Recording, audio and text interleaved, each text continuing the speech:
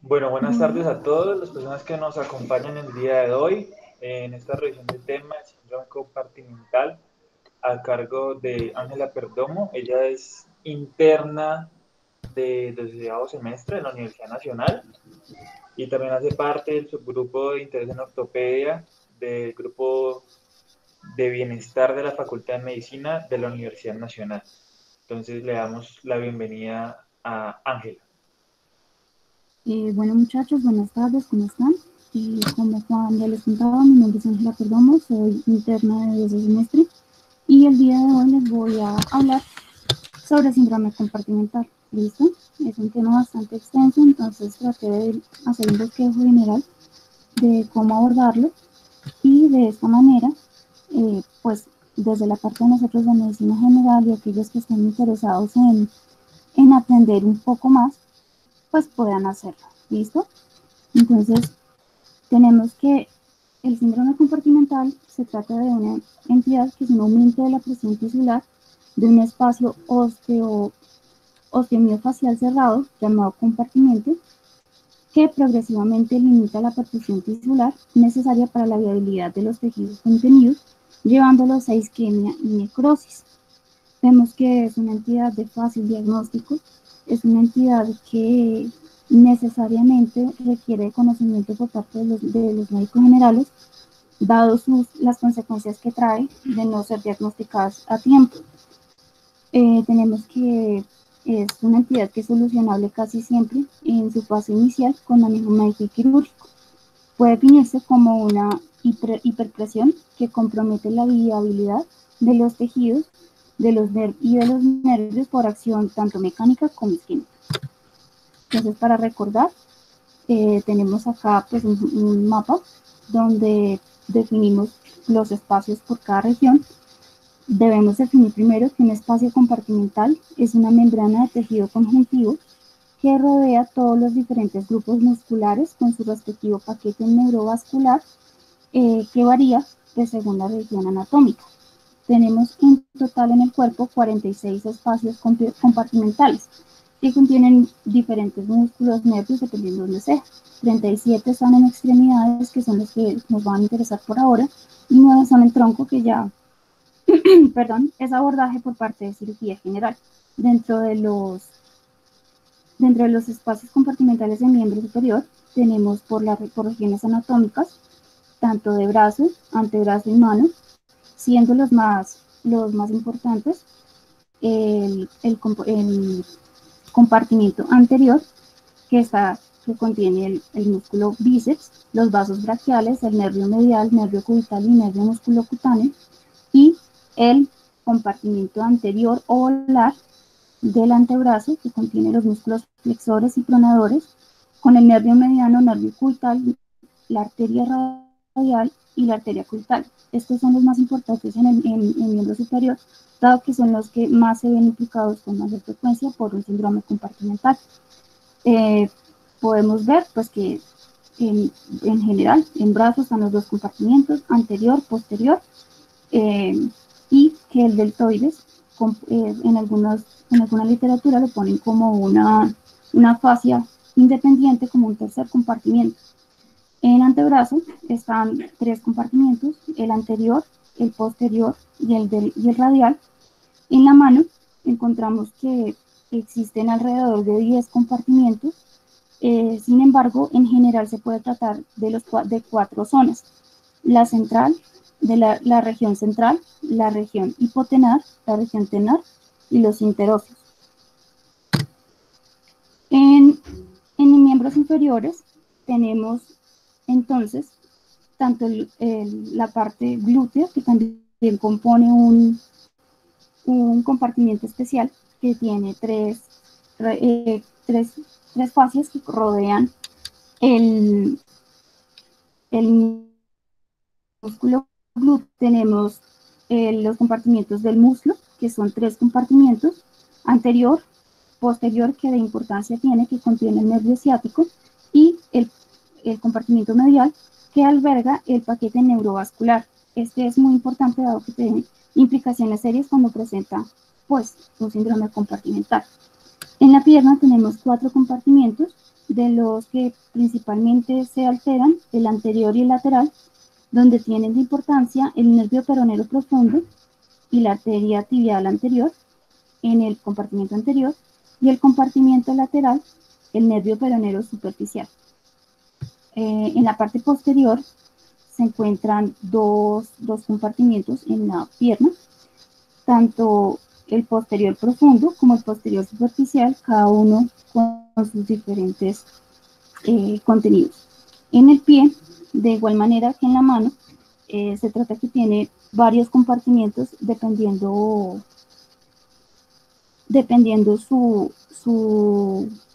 o sea, tiene varios estudios anatómicos que han permitido identificar 10 compartimientos en el pie, pero igual que en la mano se pueden identificar en 3 principales, en la zona medial, la zona lateral y la zona central. En cuanto a la epidemiología, tenemos que esta es una entidad que es poco frecuente, aparece a cualquier edad, puede afectar a cualquiera puede afectar a cualquier miembro, tanto superior como inferior. No tiene diferencia de sexo, sin embargo, se puede observar una prevalencia un poco mayor en hombres que en mujeres. Tiene numerosas causas, las cuales pues ahorita las podemos mencionar un poco más adelante. Sin embargo, vemos que está mayormente asociado a trauma. El 69% está asociado a trauma, donde frecuentemente se debe a fracturas, usualmente de tibia, antebrazo y codo, siendo la fractura de tibia la más relacionada con desarrollo de un síndrome compartimental, dado su exposición, dado que por su ubicación anatómica la encontramos subcutánea, lo que permite una afectación directa de los tejidos circundantes. Adicionalmente, pues está también en segundo lugar de frecuencia las fracturas en antebrazo de radio, está relacionada al 18% que puede desarrollarlas, y en codo, en niños, le encontré que estaba relacionada con fracturas supracondiles a nivel del codo, en el húmero. Vemos que el 23% de las lesiones en tejidos blandos se encuentran sin fracturas concomitantes y sin fracturas abiertas. Puede ser también una entidad que se da en posoperatorios de reducción de fracturas y de manera iatrogénica cuando no se da el manejo adecuado de los tejidos con la inmovilización, como les voy a mostrar ahorita más adelante. Vemos que en la clasificación tenemos cuando es aguda, puede ser un cuadro agudo o un cuadro crónico. En el cuadro agudo podemos, las causas generales es por fracturas, trauma en tejidos blandos, lesión arterial, compresión de extremidades como un vendaje oclusivo o quemaduras. Vemos entonces que puede obtenerse un síndrome compartimental agudo, incluso por un trauma, posterior a un trauma, hasta 72 horas después del evento. En niños, a pesar de que no es tan común, puede estar en el 3% de las fracturas en menores de 12 años. Y hay que tener mucho en cuenta que los niños pueden tardarse un poco más en aparecer los signos clínicos comparado contra los adultos. También en la parte aguda pues tenemos una compresión localizada cuando hay un síndrome compartimental por compresión localizada. Vemos que el síndrome compartimental se desarrolla secundario a una lesión de tejidos blandos preexistente y está relacionada entonces puede ser con procedimientos quirúrgicos o vendajes demasiado apretados. En el caso de las quemaduras, cuando son circunferenciales, hacen retracciones del tejido que evita, ya vemos en la fisiopatología, que causa un efecto externo que no permite el retorno venoso ni el adecuado flujo arterial. En cuanto a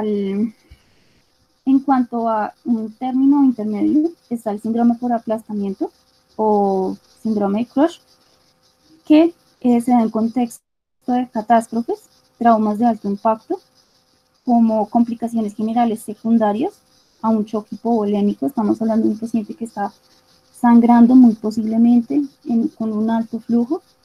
Estos pacientes, además, pues cuando se libera la presión del área que está comprometida, se liberan diferentes sustancias y presentan hemoglobinuria e hiperpotasemia que causan insuficiencia renal grave y otras complicaciones que pueden llevar incluso a la muerte. Pero entonces no se puede clasificar como tal dentro de un cuadro agudo o crónico, sino es un cuadro intermedio. Y dentro de los cuadros crónicos de síndrome compartimental, tenemos el síndrome compartimental del esfuerzo, que se da en deportistas, en más que todo en miembros inferiores, en pierna, que se da por un esfuerzo físico extenuante que aumenta el volumen rápidamente del músculo y genera un cuadro clínico similar con dolores tipo calambre que aparecen durante el ejercicio físico y se da posterior al reposo. Esto le genera a ellos una especie de intolerancia al deporte y pues tiene su manejo, pero lleva más manejo médico. En cuanto a la fisiopatología, tenemos que en 1978, por Madsen y colaboradores, se basaron en describir el cuadro como un gradiente de presión arteriovenosa que en condiciones normales permite la vascularización arterial tisular y un retorno venoso normal. Cuando se elevan las presiones dentro del compartimiento, hay un aumento proporcional de las presiones venosas, causando una reducción del gradiente de presión arteriovenosa. Esto provoca una disminución e incluso una supresión total de la perfusión arterial local.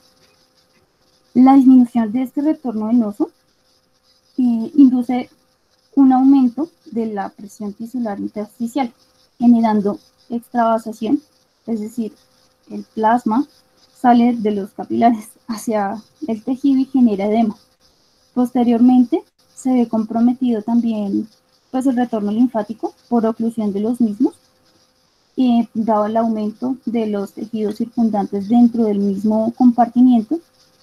Y como es un cuadro clínico progresivo, el flujo sanguíneo arterial que persiste, a pesar de que esté disminuido, contribuye lentamente al aumento de la tumefacción y el edema. Entonces es un ciclo vicioso en el cual aumenta el edema por aumento del volumen del compartimiento y disminuye el aporte sanguíneo, lo cual pues genera más edema y más lesiones. Entonces, esto pues es un proceso dinámico que se automantiene y se amplifica al mismo. Vemos que es muy importante el tiempo en el cual se va desarrollando el cuadro clínico, dado que en periodos iniciales, antes de las 6 horas, se causan eventos a nivel del tejido que son reversibles, una isquemia transitoria, en la cual, posterior a su recuperación, se puede volver a retornar a un cuadro inicial sin mayores complicaciones posteriores. Sin embargo, cuando ya pasamos el límite de las 6-8 horas y pasamos de una isquemia muscular y nerviosa, con síntomas como la parestesia y la paresia, vemos ya que empieza a aparecer síntomas de necrosis muscular nerviosa. En este punto ya estamos en un punto irreversible y que se empiezan a liberar las múltiples citoquinas y productos de degradación que nos pueden conducir a un fallo orgánico e incluso hasta la muerte. Entre las causas, pues tenemos, como les alcancé a mostrar un poquito, tenemos causas externas y causas internas. Entonces, tenemos, por ejemplo, una causa interna, la hemorragia intracompartimental, cuando hay un sangrado, una fractura que lesiona un vaso, encontramos que hay una hemorragia en la periferia del hueso. Como es un espacio cerrado a través de la fascia, el sangrado empieza a expandirse y hace aumentar la presión, sin tener un lugar en el cual pueda extravasarse para disminuir la presión. Lo mismo en el caso de coagulopatías, por ejemplo, enfermedades de una hemofilia, por ejemplo. Un paciente que tenga un trauma pequeño, a pesar de que no tenga una fractura, pero tenga un trauma pequeño y él no pueda controlar de manera normal la hemorragia que se pueda causar, de la misma forma termina en un síndrome compartimental posiblemente y a causa de, pues, de ese lesión. Tenemos también lesiones eléctricas cuando hay una descarga eléctrica, un accidente de ese tipo. Podemos ver dentro de las causas externas, entonces, un edema, tensión secundaria a fenómenos inflamatorios, una celulitis, puede ser las quemaduras, como les he explicado ahorita, que generen una retracción del tejido y una compresión, un efecto compresivo, no que sea desde adentro, como en el caso de la hemorragia, que se aumenta la presión dentro del compartimiento en un evento externo, como las quemaduras. El fenómeno externo causa la compresión del compartimiento y evita el flujo normal. Vemos que también puede ser iatrogénico por una inmovilización mal hecha, una inmovilización demasiado compresiva, funciona como una quemadura y evitaría tanto la llegada de sangre oxigenada como el retorno venoso, aumentando pues la presión dentro del compartimiento. Las quemaduras, como les explicaba, siempre una quemadura circunferencial en una extremidad debe tratarse como un posible síndrome compartimental. Vemos que puede ser, aparte de otros iatrogénicos, también puede haber infusión intracompartimental accidental de líquido cuando hay una inadecuada canalización de alguna vena periférica y queda dentro del compartimiento y se deja a fluidos libres.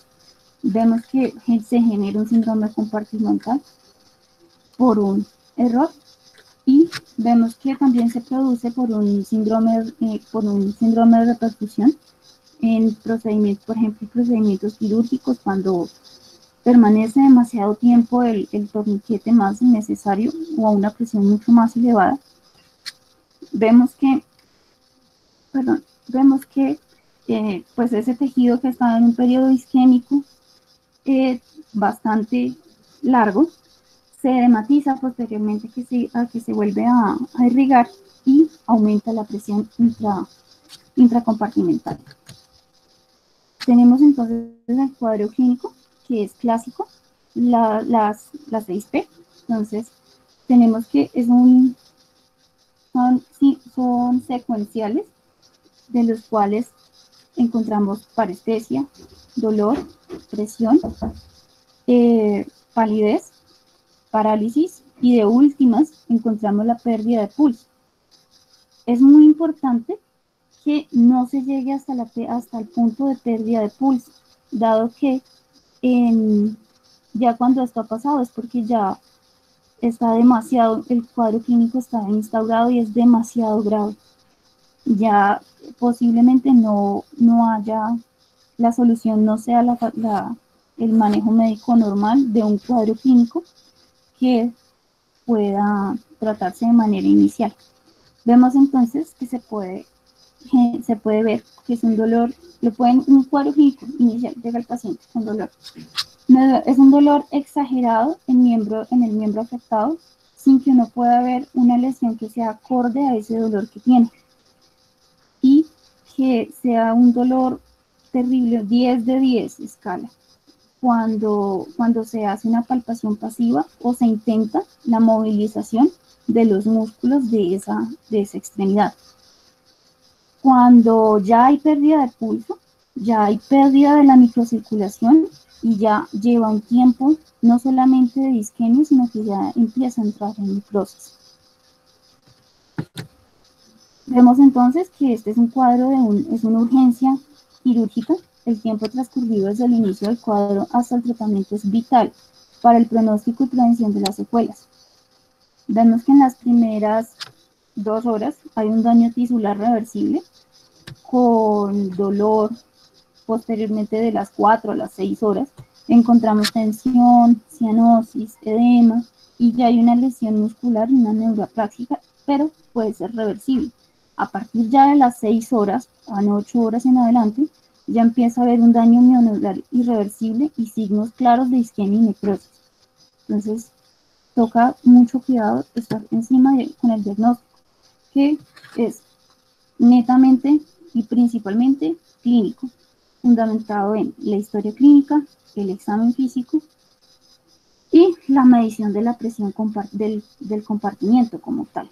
Entonces, en la parte inferior izquierda podemos encontrar un miembro inferior que vemos que notablemente está tumefacto, se ve una piel brillante. El paciente, si lo tocamos, perfectamente puede tener un dolor terrible. En esas circunstancias, pues para ese paciente es fundamental el periodo transcurrido desde los primeros signos, la exploración física y la medición de las presiones, si se puede hacer, como yo ahorita les voy a decir. El cuadro completo, pues ya como les dije en las diapositivas anteriores, no hay que esperar a que ya el pulso está ausente, se debe sospechar. Cuando ya vemos que hay un pulso ausente, no necesariamente hay que pensar en un síndrome compartimental, porque puede estar asociado a una lesión vascular, entonces necesita otro tipo de exámenes, siempre y cuando hay que precisar la presencia del cuadro clínico y la secuencia de los síntomas. El paciente va a dar el diagnóstico si lo saben investigar y le saben preguntar bien. Entonces, tenemos pues este flujograma que me pareció bonito y útil.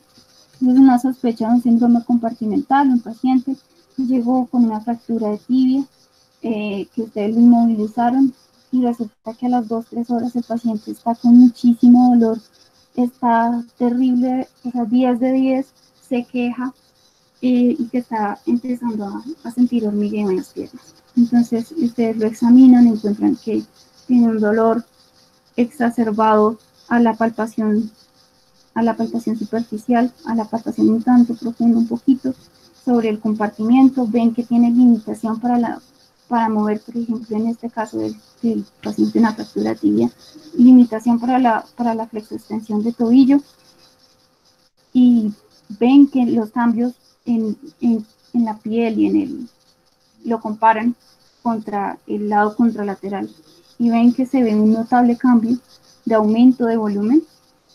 Es un hallazgo clínico definitivo, vamos a fasciotomía. Si es un cuadro que no es tan clásico, no está bien descrito, les deja dudas, se puede observar el paciente haciendo medidas no invasivas y revalorándolo todo el tiempo de manera constante, aflojándole o retirándole completamente los apósitos que tenga en ese instante. Si el paciente persiste con el dolor, a pesar de que se le retiraron los apósitos, a pesar de que ya no tiene yeso, ya no tiene nada que lo comprima, se va a fasciotomía porque está haciendo el cuadro. Si no, se sigue observando. Se relata también que cuando hay un bajo nivel de conciencia y se sospecha el cuadro, pues se puede hacer la medición directa del compartimiento y compararla contra la presión arterial diastólica, que ya ahorita les explico eso por encimita, porque lo importante acá pues es ver cómo sospecharlo y la parte inicial. Ya el manejo como tal definitivo, ya en teoría el ideal, pues que sea por parte de un ortopedista. Entonces tenemos que la medición de la presión intratisular se puede realizar con diferentes instrumentos. Desde los años 70 se realiza la medición de la presión intracompartimental para facilitar y confirmar el diagnóstico en casos que no está muy bien claro o que el paciente está inconsciente y no puede manifestar el cuadro clínico como tal de dolor y las manifestaciones de dolor. Entonces, esto se hace pues con el fin de ayudar en la toma de decisiones en la parte terapéutica, dado que ahí es súper importante para definir el pronóstico a futuro. Entonces, a manera ilustrativa, en la parte superior derecha se encuentra un dispositivo que contiene un sensor de presión y un kit de inyección de suero fisiológico.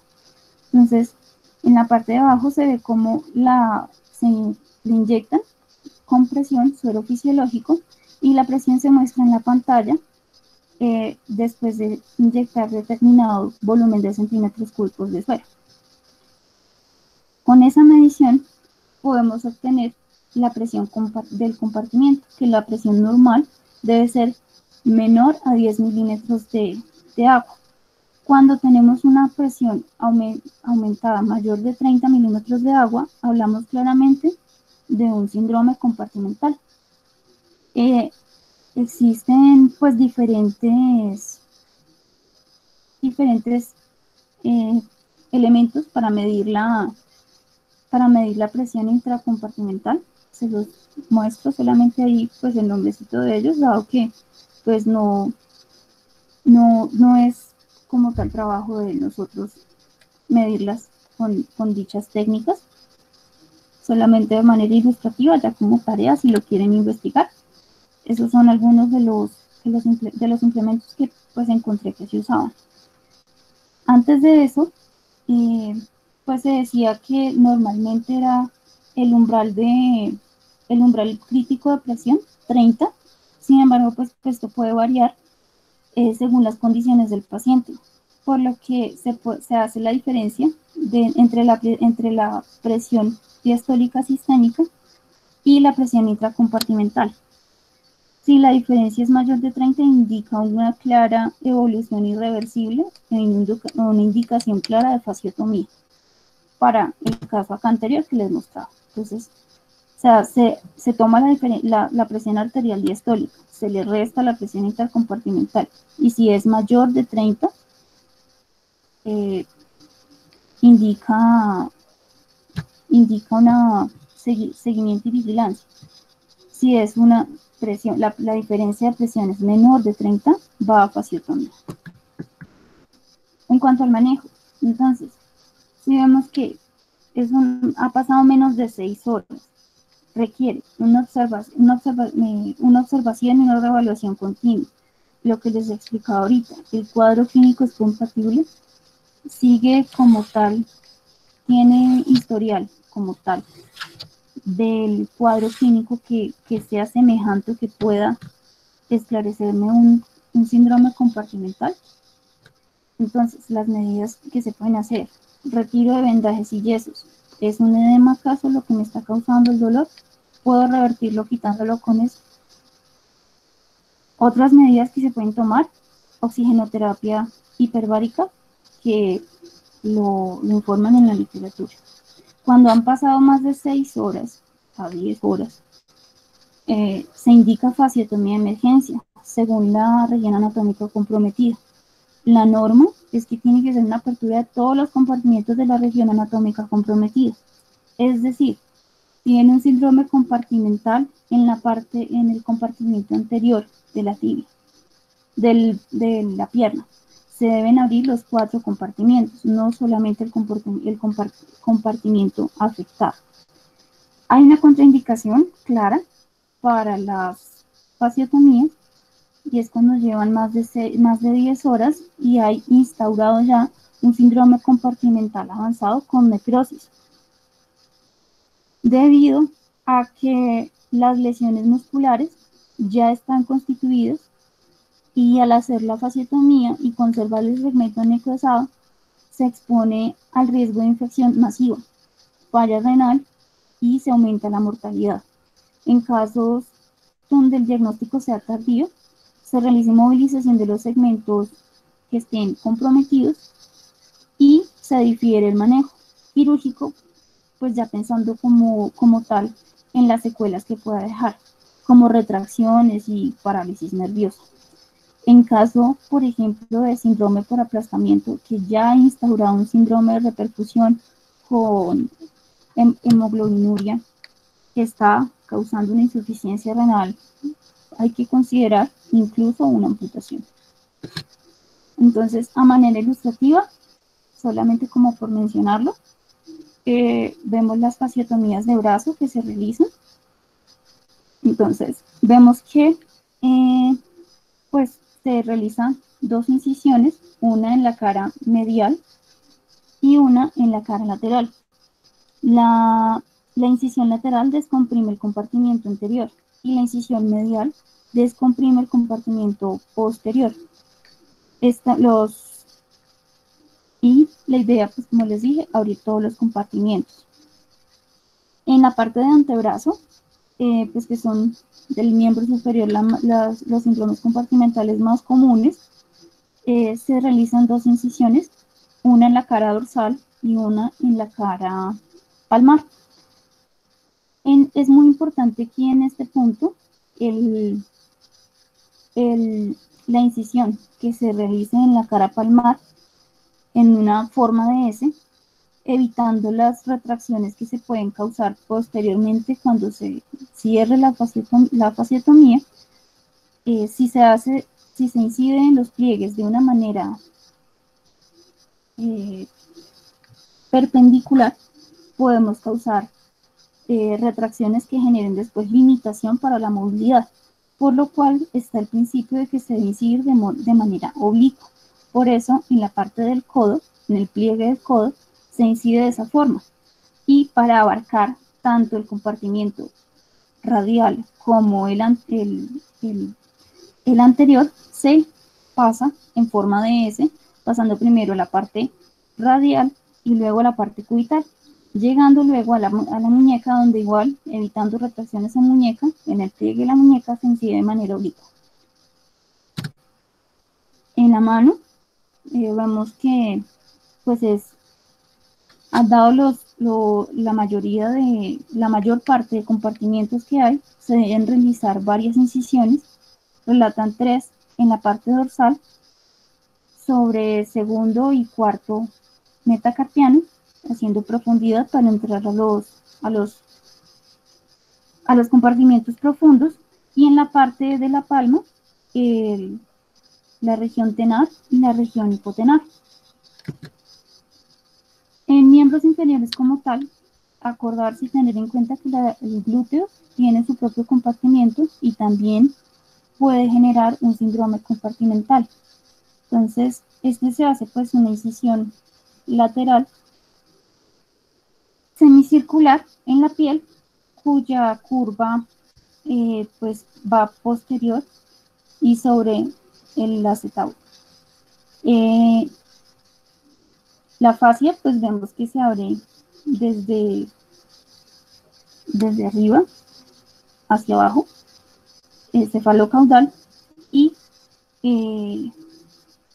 pues estas complicaciones, por ejemplo, de un síndrome compartimental en glúteos, se ha visto más que todo, o se ha descrito en cirugías de cadera que cursan con tumefacción y incluso pueden cursar con parálisis del ciático, pero pues es más raro. En el muslo, vemos que se realizan dos incisiones, una medial y una lateral. La incisión medial descomprime el compartimiento medial y la incisión lateral sobre el compartimiento anterior y posterior. Vemos que las incisiones no es solamente un fragmento corto, debe ser amplias, que en este caso pues van desde la parte del trocánter hasta la parte del cóndilo lateral. Esta es una ilustración donde esta paciente pues tenía un síndrome compartimental tanto en pierna como en muslo, y se realizó una sola incisión que se puede realizar en la pierna, se puede realizar solamente una incisión, sin embargo se debe descomprimir con ello todos los compartimientos. Es una técnica especial, sin embargo pues se puede realizar las dos Ahí vemos cómo el tejido protruye sobre ella y alivia como tal la tensión dentro del compartimiento al realizar la fasciotomía. En pierna, como les decía, entonces se puede realizar una única incisión en la cara medial o se puede realizar dos incisiones, tanto, o sea, dos incisiones largas, una lateral y una medial respecto a la tibia.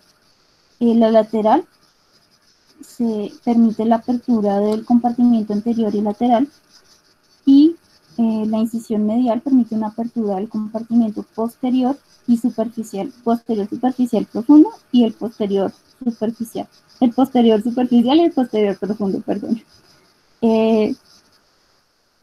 Ambas parten desde la parte superior de la tibia hasta los maleolos. Es una incisión larga también. En la pierna, pues vemos que pues, es la más frecuente, entonces es importante tenerla en cuenta, porque está lo que les explicó además hace un rato, que tiene mayor exposición a traumatismos por, por la ubicación casi subcutánea de la tibia que presenta en esta región.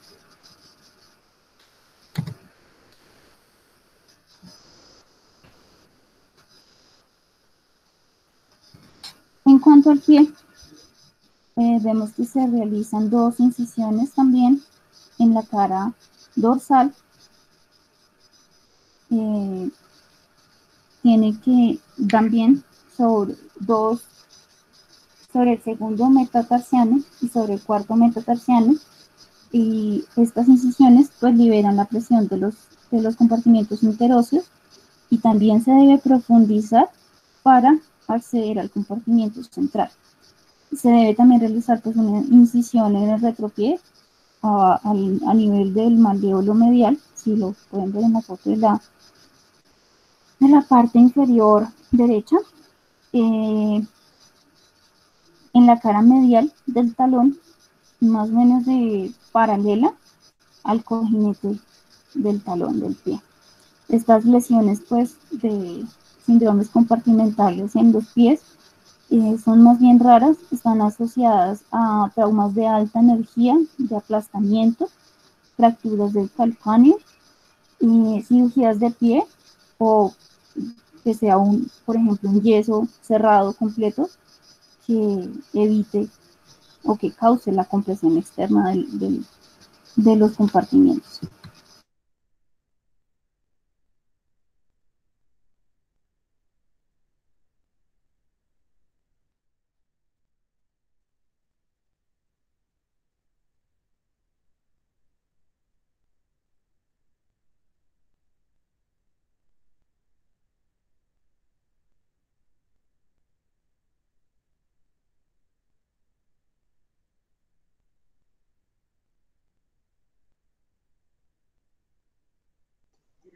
Ángela.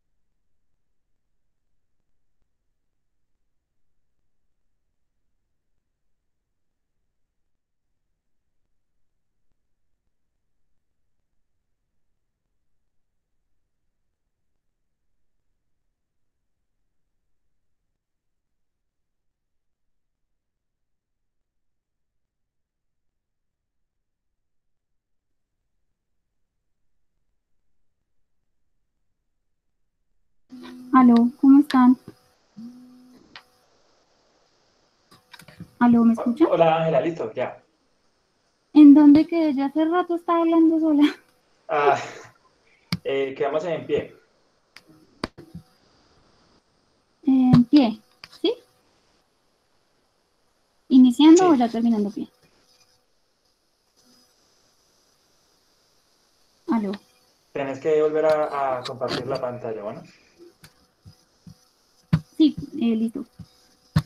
¿Iniciando pie o terminando ya? En las incisiones estabas. Ok.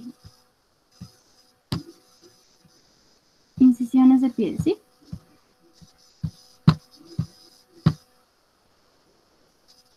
¿Están viendo todo?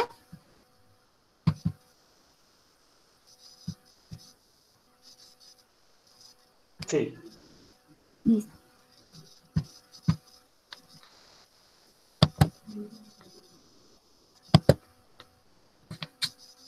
Entonces, pues, como les estaba diciendo ahorita, vemos que en el pie se hacen 3 incisiones, 2 dorsales, sobre el segundo y el cuarto metatarsiano, liberando las fascias de los interóseos y se profundiza hasta acceder a los compartimientos centrales.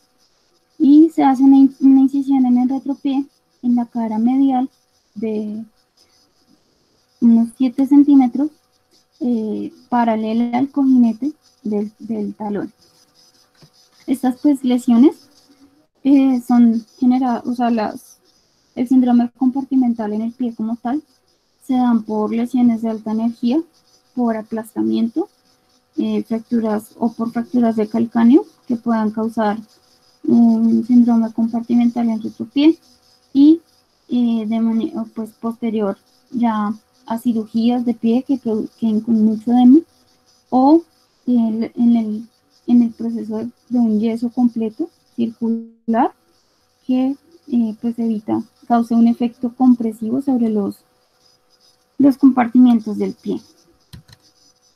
Entonces, en el cierre de las fascitomías, pues debe hacerse de manera individualizada con una reevaluación continua al paciente, donde se evalúa la viabilidad de los tejidos, el compromiso o no sistémico del paciente, si hay una mejoría de los edemas y la posibilidad de un afrontamiento de los bordes, con suturas especiales como pues amarran de un tipo de amarrado de zapatos, por ejemplo, de forma cruzada. Se debe pues hacer un cierre individual de cada fasciotomía.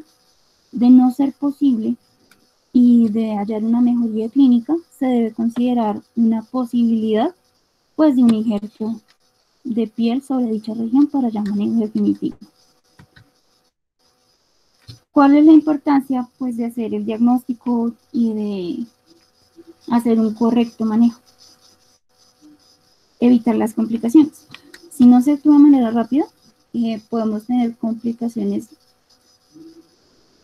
entre comillas más leves, que puede ser cicatrices, retracciones por compromiso del tejido, que cuando se desvitaliza se puede cicatrizar, y este tipo de contracciones que se puede ver, por ejemplo, en el síndrome de Volkmann, que se ve la contractura de Volkmann, que es la que se ve en la imagen inferior izquierda, que vemos que hay una retracción de los flexores del carpo y una limitación para la movilidad posterior de la mano y la muñeca. Vemos eso pues en el caso ya más local. En cuanto a ya complicaciones sistémicas, podemos ver, y en el importante pues en el síndrome de Volkmann, y vemos que hay contracturas que lo limitan para la movilidad, a rigidez articular, pérdida de la función de la extremidad, que es muy difícil después de manejar. Ya se debe manejar de forma quirúrgica, tratando de restaurar un poco la funcionalidad, sin embargo no quedan de una manera esperada o que sea satisfactoria para el paciente. Entonces, como complicaciones ya un poco más sistémicas y graves está el síndrome de reperfusión por la mioglobinuria alterada, la función renal. Podemos causar o se puede generar una amputación por necrosis irreversible que pues genera un impacto psicológico para el paciente. Puede haber incluso la muerte por un shock generado por la rhabdomiólisis masiva y pues tener un síndrome compartimental crónico, por ejemplo, que ya se da más manejo sedativo y para evitar la complicación. Entonces, mensajes para la casa, siempre tener en cuenta la sospecha clínica ante causas externas o internas que nos puedan comprometer algún compartimiento de alguna región anatómica. Tener en cuenta que el diagnóstico es fundamentalmente clínico, a pesar de que se pueda medir la presión intracompartimental. Desde que uno tenga claro el cuadro clínico, cómo se puede instaurar y qué complicaciones puede traer, a sospecharlo de una vez, diagnosticarlo y solicitar ayuda para que nos ayuden con el tratamiento. Es una urgencia quirúrgica, es muy importante el tiempo que transcurre desde que se hace el diagnóstico hasta que se lleva a cirugía. Y no es el tiempo corrido, o sea, lo fundamental para el tratamiento son 6 horas, pero no es desde que hacemos el diagnóstico, sino desde que empezó el cuadro clínico. Y por lo general el paciente no llega en cuanto empezaron los síntomas. Llegan varias horas después, si es que llega, de que se instauró el cuadro, por lo cual hay que correr y hay que avisar para que nos hagan el abordaje completo del paciente. No se debe esperar a la instauración completa del cuadro para su diagnóstico, dado que está ligado al tiempo, el pronóstico está ligado al tiempo de detección y al inicio del tratamiento inmediato, que pues está en nuestras manos. Y ya, esto era lo que tenía para comentarles hoy. Gracias. Además, esta es la bibliografía que consulté y para invitarlos a la charla del viernes de fractura de pelvis con Julián Rincón, interno de 12 semestre, a las 6 de la tarde. Gracias, chicos.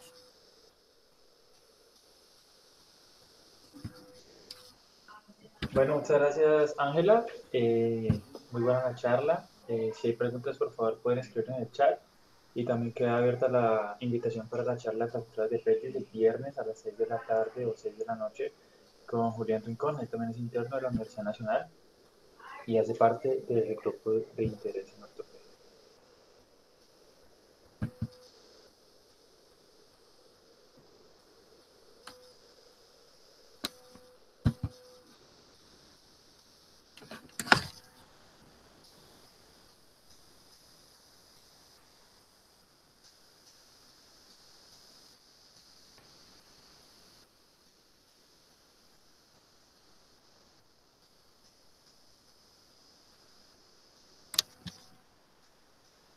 ¿Aló, Juan Pablo? Sí. Sí, claro. Para un síndrome compartimental crónico en un deportista, pues lo importante es, como tal, hacer los esquemas de entrenamiento seriado, no llegar